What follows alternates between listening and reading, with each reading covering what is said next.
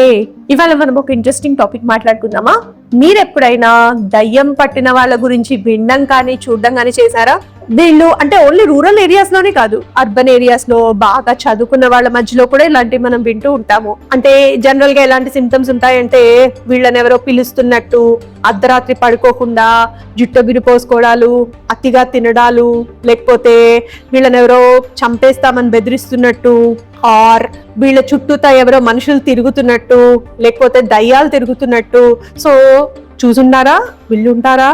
So ఇలాంటి cases లోపల వీళ్ళ మీద ఏవో ప్రయోగాలు చేశారని, చేతబళ్ళు చేశారని, అందుకే వీళ్ళకి దయ్యం పట్టిందని, కాబట్టి వీళ్ళకి మంత్రాలు తంత్రాలు చేయించాలని, లేకపోతే తాయెత్తులు కట్టించాలని, యజ్ఞాలు హోమాలు ఇవన్నీ చేయించాలని, అవి చేస్తే తగ్గుతుందని, అవన్నీ చేయించాకుండా రిజల్ట్స్ రాలేదని ఇలాంటి బాధితులు చాలా మంది ఉన్నారు. మరి నిజంగా దయ్యాలు ఉన్నాయా, ఇలాంటి ప్రయోగాలు జరిగాయా, వాటి రిజల్ట్స్ ఏనా ఇవన్నీ అనేది చూద్దామా?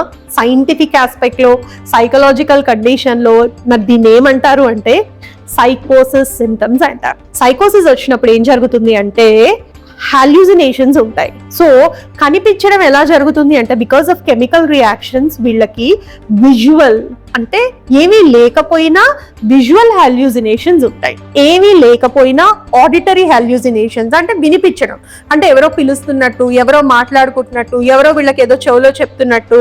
సో ఇవన్నీ auditory hallucinations, visual hallucinations. So వీళ్ళు రియాలిటీకి డిస్కనెక్ట్ లో ఉంటారు. సో ఇవన్నీ సిమ్టమ్స్ కనిపించినప్పుడు దయచేసి దాన్ని ఒక సైకలాజికల్ మెంటల్ ఇల్నెస్ కింద ట్రీట్ చేసి వీటికి తాయెత్తులు అవి కట్టించడం కాకుండా ఇమీడియట్ గా సైకియాట్రిక్ హెల్ప్ కి తీసుకెళ్ళడం చాలా ఇంపార్టెంట్.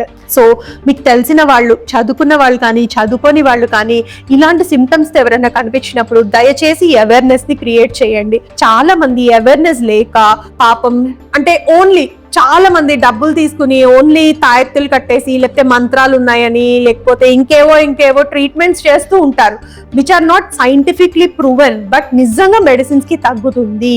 సో సైకోసిస్ అనేది ఒకటి ఉంటుందని, అండ్ కెమికల్ ఇంబ్యాలెన్సెస్ మూలంగా ఇలాంటి హాల్యూసినేషన్స్ జరుగుతాయని, వీళ్ళ లోపల అటు ఇటు తిరగడము, వాళ్ళ కాగ్నిటివ్ ఫంక్షనింగ్ సరిగ్గా లేకపోవడము, వీళ్ళలో సెల్ఫ్ కేర్ లేకపోవడము, కొంతమందిలో ఎమోషనల్ నమ్నెస్ రావడము, ఇలాంటి సిమ్టమ్స్ అన్నీ ఉంటాయి.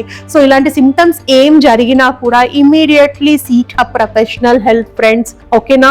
సో మీకు తెలిసిన వాళ్ళలో ఇలాంటి సిమ్టమ్స్ ఎప్పుడైనా కనిపిస్తే kindly create that awareness about mental health. I wish ఇవాళ రేపు మన ఇండియాలో కూడా మెంటల్ హెల్త్ అవేర్నెస్ పెరుగుతోంది, అండ్ మీకు తెలిసిన వాళ్ళకి అవేర్నెస్ క్రియేట్ చేస్తారని ఆశిస్తూ మీ అర్చన నండూరి.